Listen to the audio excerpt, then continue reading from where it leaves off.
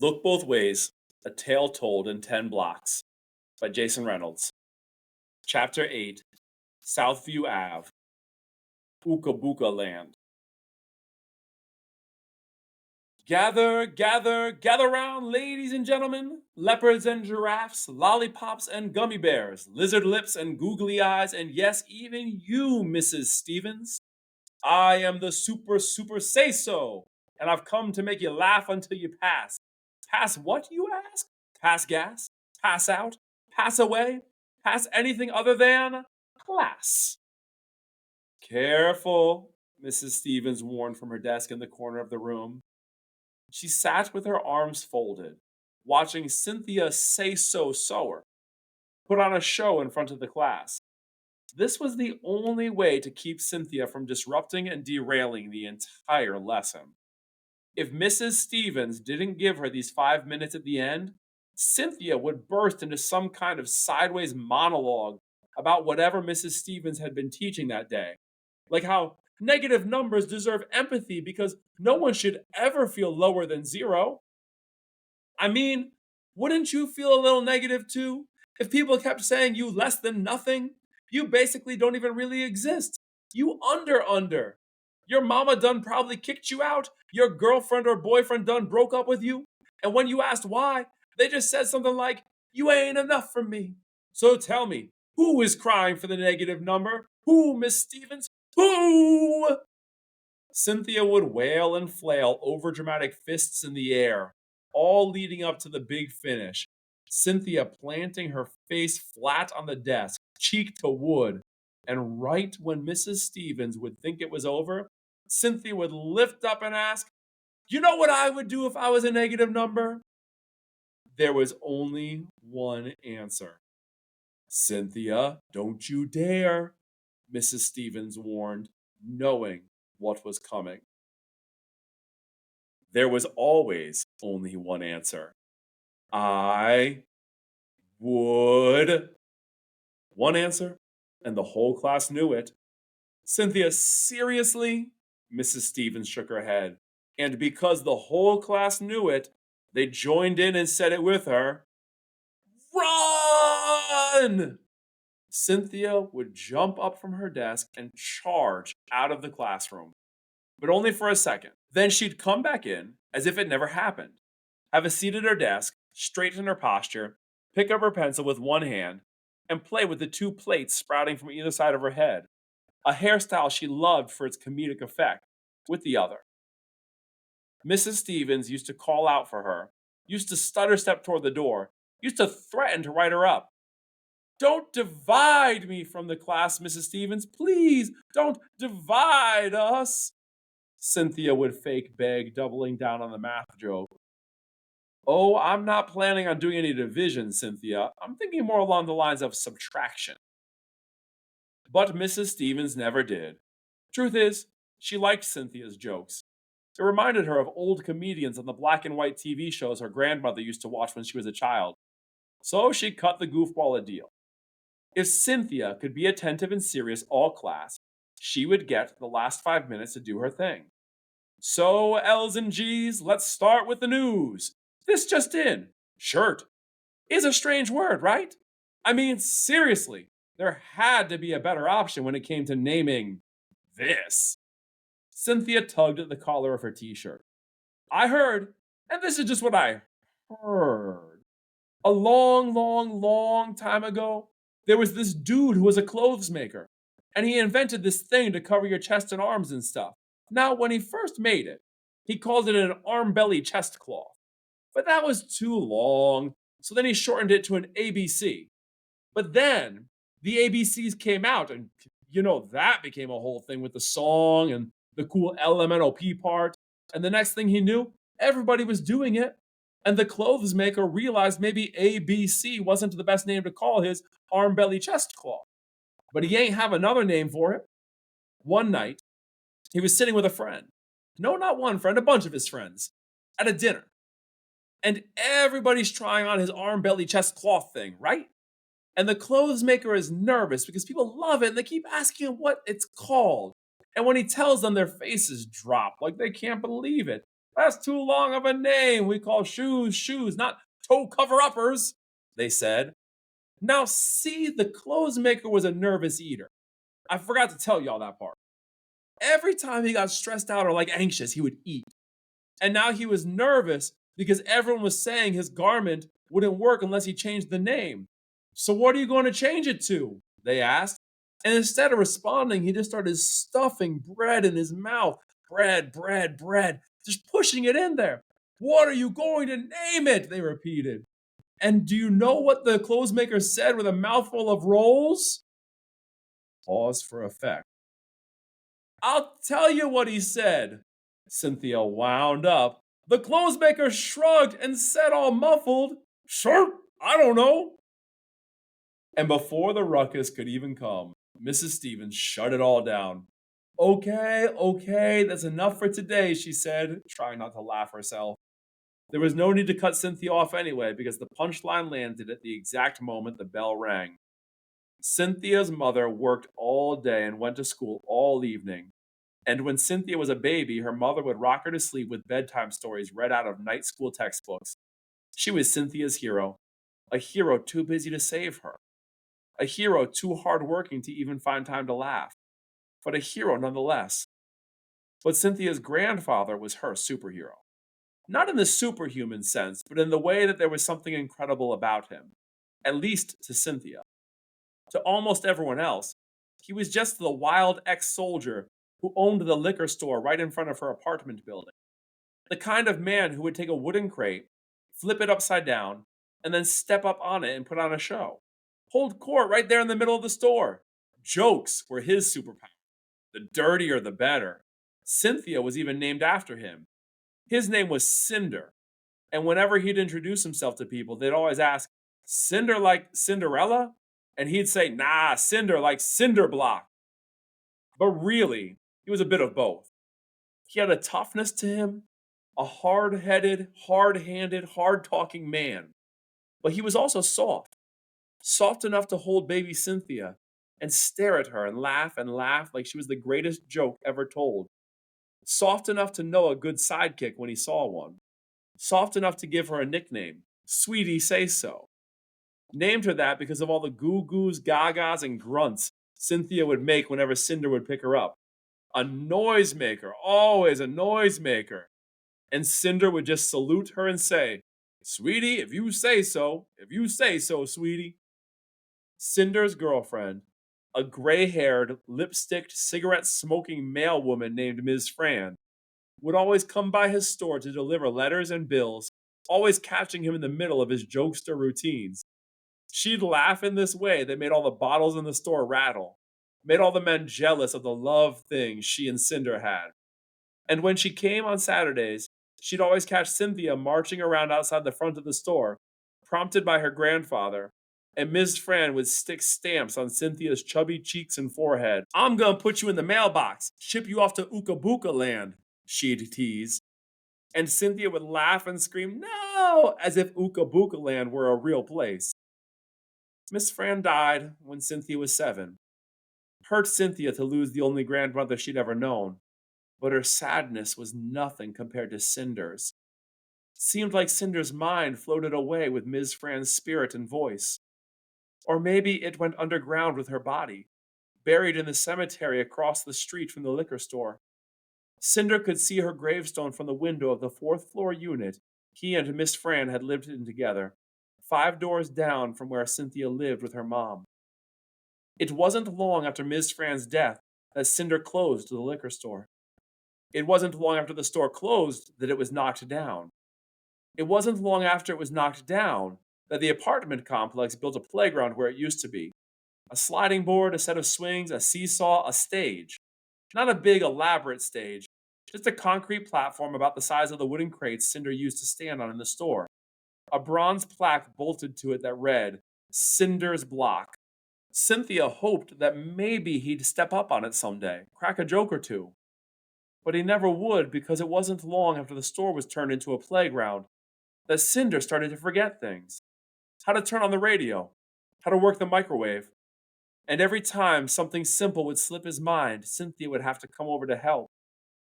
Remind me how to turn on the TV, say so? Don't seem to want to work for me, Cinder would say, pointing the case he kept his eyeglasses in at the television screen. Wasn't long after Cinder started to forget things that Cynthia and her mother moved down the hall into her grandfather's two-bedroom apartment. Cinder had his room, and Cynthia and her mother had the other, which meant most nights, because her always exhausted mother slept like a woman fighting a bear, Cynthia slept on the couch dreaming of the day she could make her mother laugh, dreaming of the day she could funny her mother free of all the work, of all the stress she seemed to wear on her face like thick makeup the wrong color for her skin, dreaming of her mother telling her a joke, knock knock, and Cynthia replying, "Who's there?" and her mother saying, "Me," and Cynthia not having to say, "Me who." That's all Say So ever wanted. A love thing with her mother, the way her grandfather had with Miss Fran, through laughter. And since her mother was too busy to break, well, then anyone would have to do. A smile is a smile, a ha is a ha. So every day she'd rattle off her jokes at the end of class, bathing in her classmates' crack ups, including today. As everyone rushed out of Mrs. Stevens' class, Cynthia stood at the door handing out flyers. Not the kind that are professionally printed with graphics and lasers and cool shadow effects. These were just pieces of lined notebook paper, ripped into squares, with soggy edges because she believed in the lick and rip method. That said, written in red, "Say So live on Cinder's block at the Southview Apartments. Show starts at 3:33. Be there or be Mr. Fantana's forever wedgie," Cynthia teased. She didn't know where that one came from, but she let it loose and let it live. Down the hall she went, stopping at her locker, grabbing her things, and heading for the door, pausing only to tell her friend Gregory Pitts that he smells like his last name. She told him this every day just because, just because. And Greg, knowing it was a joke, flapped his arms like a bird, wafting the pit funk toward her. 3:33, she called out to him. Be there. When she got outside, instead of taking the long way she usually took and walking the way most of the walkers went, which was up the corner where Ms. Post was, orange vested, waving cars by, blowing her whistle until her face looked like it would pop, Cynthia walked through the grass and headed around the back of the school to take the shortcut. She could have gone through the back door, which would have been an even shorter cut, but then she would have missed snapping on Greg, and who could avoid the opportunity to roast? Plus, she'd learned from her grandfather a long time ago how important tradition was. She walked along the side of the school, dragging her fingers on the red brick of the building, until she reached the line of trees at the back. Not exactly a forest, just a single line of maples that created a barrier between the school and the road. When Cynthia reached the tree line, the trees thick with limbs that looked less like arms and more like outstretched legs, thick-rooted yoga trees, she hiked her jeans up above her ankles and tiptoed, because the land seemed to always be muddy there. On the other side of the trees was Kerrigan Street, known for nothing besides the entrance to the Southview Cemetery. The cemetery had a regal iron gate wrapped around it and took up the entire block. Cynthia, after looking both ways, ran across the street and into the cemetery because through the graveyard was the shortest way home. No point in going around when she could go through. Plus, she had to get giggles for her grandfather. Giggles were cigarette butts. Cinder collected them, and Cynthia always tried to make sure to find some if she could. People were always walking through the cemetery, smoking and leaving their leftover cigs on the ground, and sometimes even leaving them on the gravestones along with flowers, pictures, notes, bottles, and candles. But the giggles were what she was looking for, what Cinder always wanted. But he hadn't named them that, Cynthia had. Shortly after Miss Fran died, Cynthia was helping her grandfather clean the apartment, helping him organize his papers and clothes, helping him straighten up. You want this? She asked, holding up an old Vietnam veteran's hat. Uh-huh. These? Cynthia asked, holding up a stack of stamps and envelopes. I ain't mailing nothing, so nah, Cinder said. Cynthia peeled one of the stamps from the book, stuck it on her forehead, then made a funny face at her grandfather. He smiled, and she put the rest of the stamps in her back pocket. What about all this? She then said, holding up an ashtray full of cigarette butts. red lipstick smudged on the tips. He looked, leaned into the ashtray. Kind of looked like he was leaning over the ledge of a pool, threatening to fall in. He picked one up, looked at it like he was looking at a single bullet, one that could explode his heart. But it didn't, at least not in the way Cynthia thought. Cinder's eyes watered, but he didn't cry. He giggled. Cynthia traipsed around the cemetery looking for giggles, finding none. There were people walking their dogs through the graveyard, others visiting their family members, sweeping their areas, picking up trash, replacing dead flowers with live ones. Cynthia saw two girls sitting on a skateboard in front of a tombstone. She thought she recognized them, but didn't want to stare because it would have been weird. She kept walking, kept looking, eyes running across the tops of the stones that had last names engraved in them. But she was running out of time. It was 3:26 p.m., 7 minutes until the Say So show. So she figured she may have struck out this time. She may not have any new giggles to give her grandfather. But then she came to Miss Fran's grave, and sitting on top of it was a cigarette butt. Lipstick kissed the end of it. Cynthia took it as a sign, slid it into her pocket, and headed on.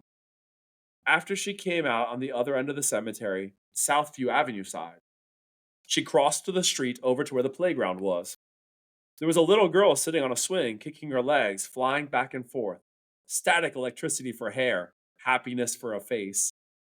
But she was the only person there, and it was 3:31 p.m.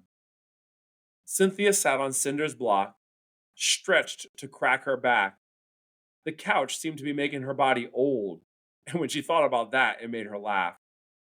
I bet the reason a couch is called a couch is because of the ouch part, she said to herself, or maybe to the swinging girl. But the swinging girl was swinging and not listening. Yeah, that's not a good one. 3:32 p.m. A bird landed next to her, a pigeon, a dingy gray that was still somehow beautiful, like clouds before rain. Yeah, I always wing it anyway, she said to the bird. I wonder what it must be like to be you. It's like you got wings. So you can fly anywhere you want to, which is pretty much the most amazing thing ever.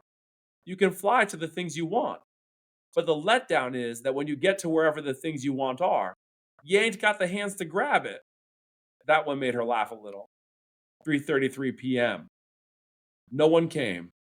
But no one ever came. Well, that's not true. Sometimes Gregory Pitts, Remy Vaughn, Joey Santiago, and Candace Green would come. But that's just because they lived in Southview too. Cynthia figured her low attendance was because people had to go home after school.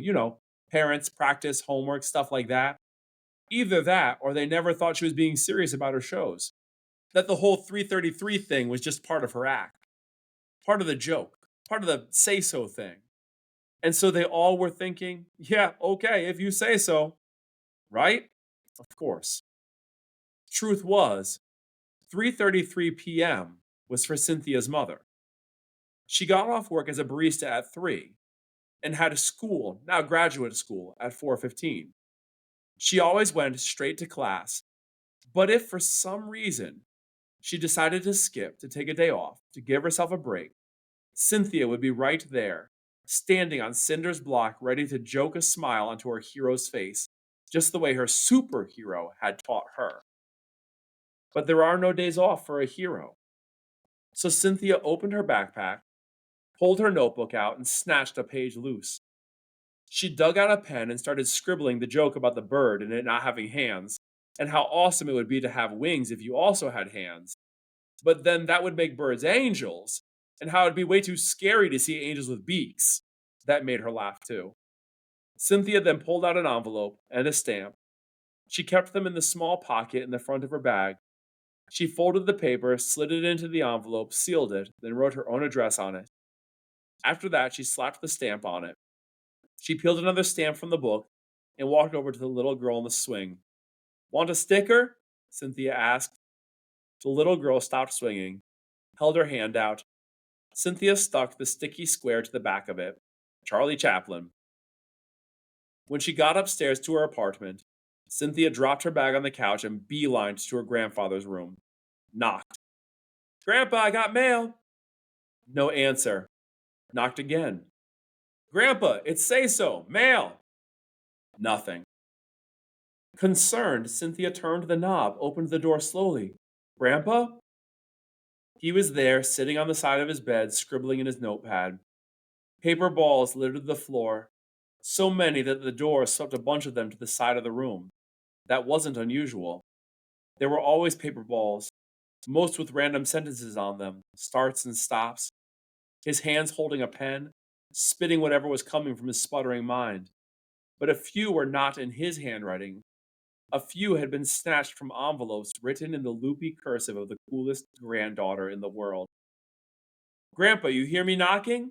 Cynthia asked. Cinder looked up at her, and for a moment it seemed like he didn't recognize her. Finally, oh, say so. I didn't hear you. In here trying to get my jokes together. Trying to write a zinger for you to take to school tomorrow, you know? Cynthia came to his side, kissed his cheek, looked down at the paper. All he had written on it was the word eardrums. Eardrums, huh? Yeah, it's not working. He ripped it out, balled it up, tossed it on the floor. I got something else I think is better, but I don't know. Anyway, how was school? I killed. You did the shirt joke? Yep, and it crushed him. Ah, your mother used to love that joke. His voice sweetened for a moment, then he continued. Your teacher ain't get mad, did she? No, she was cool about it. Cynthia reassured him, remembering the cigarette butt in her pocket. Oh, I almost forgot. I found a giggle. She pulled the red stained tip from her pocket, dropped it in his palm. Cinder let it roll around, staring down at it for a second before smiling. He got up from the bed and dropped it in a bottle on a small table a few feet away, adding it to what looked like 100, maybe more. And some mail came for you. Cynthia held the envelope out, the one that she'd stuffed with the paper she'd written the bird joke on, the one that she'd simply written her own address, which was his address, on. Nothing else. Grandpa took the envelope and set it on the table. Cynthia knew that later he would open it, read it, then forget he'd read it and believe he wrote it. And the next day he'd tell her to try a new joke in Mrs. Stevens' class. And she'd tell him she would, then come home and tell him his jokes were working. His jokes were still cracking people up. And he'd say things like, we a good team, ain't we? Or, like father, like daughter. And Cynthia would kiss his cheek and nod. Cynthia headed back toward his bedroom door. Before leaving, she turned and asked, what was the other thing? Cinder looked confused, so Cynthia continued.